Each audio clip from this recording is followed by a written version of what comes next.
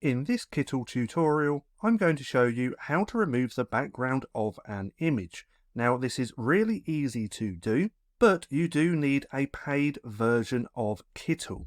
Now, if we come over to here, to the pricing page, we can see the AI background remover is just here. It does not work on the free version. You either need the Pro, Expert, or Business.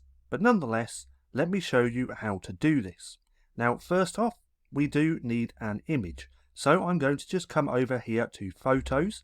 Let's type in woman, and let's use this one just here. Now let's make this a little bit bigger, and all we have to do is come here to the right hand side, click on AI background remover, just like so. It's going to take a couple of seconds to do its thing, and now we have that image with no background. So that's how to remove your background image here in Kittl.